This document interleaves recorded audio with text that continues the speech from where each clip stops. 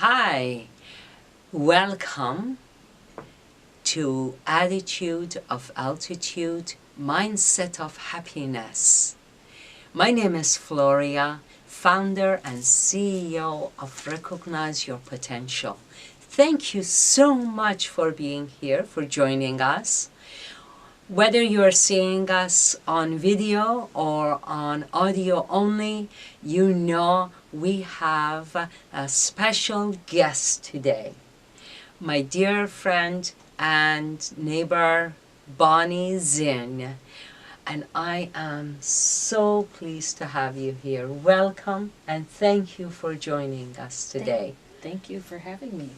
And just so that you know, Bonnie has taken time from her day off and busy schedule to come in today.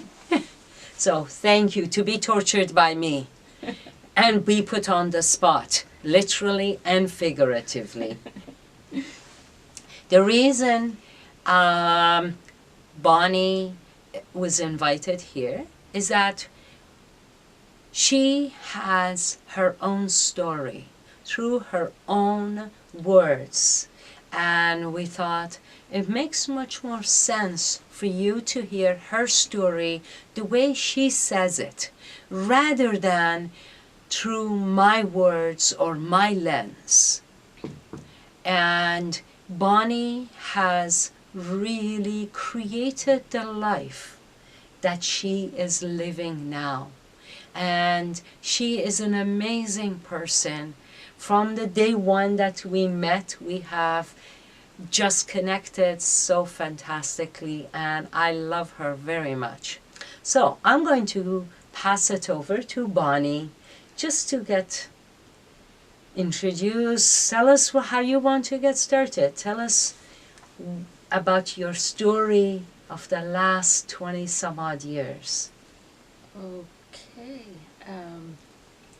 Well, I feel like I have two different lives. I've led two different lives, and one almost seems like it was a different person. Mm-hmm.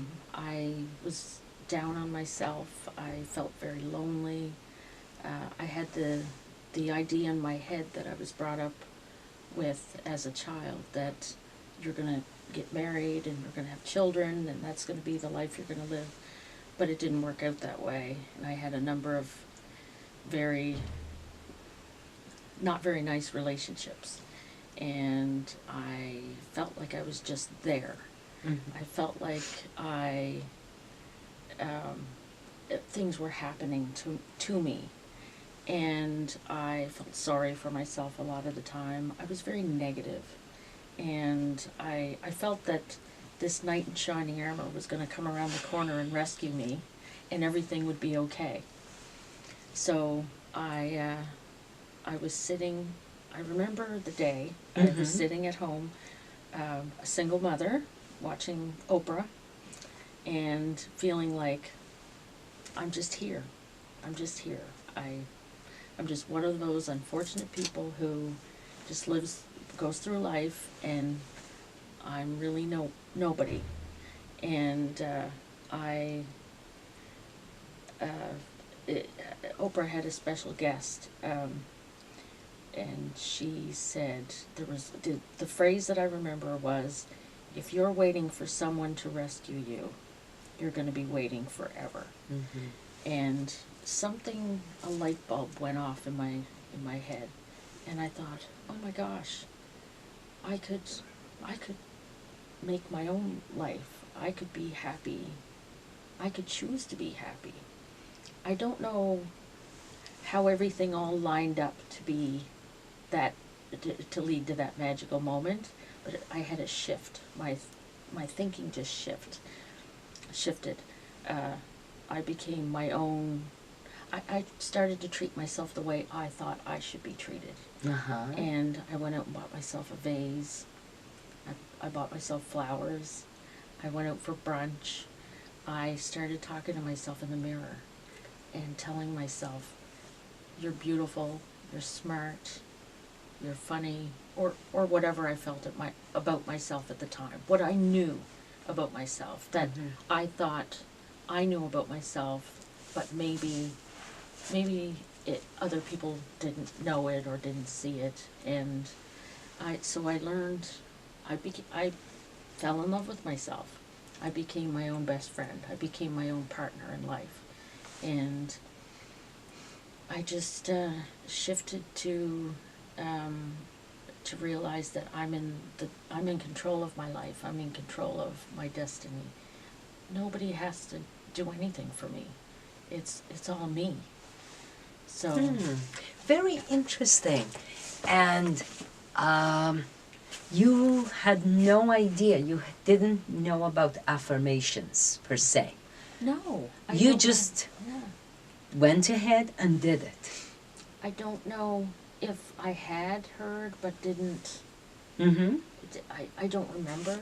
Okay. I just know that I started to tell myself. I started to think of myself as maybe not like another person, but sort of like this. This is who I spend 24 hours a day with, 7 days a week. Mm-hmm. And if I'm not going to have fun with that person, enjoy their company, or treat that person with as much love and respect as I probably gave to other people, but not myself. Mm-hmm. So I started to say self.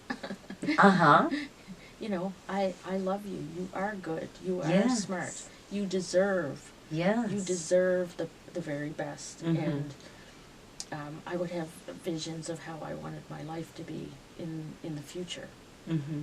And at the time, I wasn't working. I was on social assistance, and I couldn't afford very much, and I had a little apartment, and it was clean, and I was doing okay, but I thought I was in a situation or a, Okay. So let's break this into pieces that we can actually talk about, because that is a fabulous story, Bonnie. As I mean, I've heard this story a number of times, and each time I hear it, I'm still saying, awesome job, good for you, that you believed in yourself. yeah, I still, it still amazes me. And it's still a journey. It's not like that one day the light bulb went off and my life became perfect. But the light bulb went off, and I started to also become grateful. Grateful for what I had in that moment. Uh-huh. Grateful for my daughter. Grateful for my warm home. The fact that I did have an education where I could be independent and I could start, to look for work and find a meaningful job. And I also was kind of grateful that I was single, because I could do whatever I wanted. Uh-huh. I had been in terrible relationships, and maybe we'll talk about that another time. Okay, so you have given so many pieces in there. So you started practicing positive self-talk and affirmations. Yes. Did you stand in front of the mirror and tell yourself that? Yes. I stood in front of my bathroom mirror Uh-huh. and talked to myself.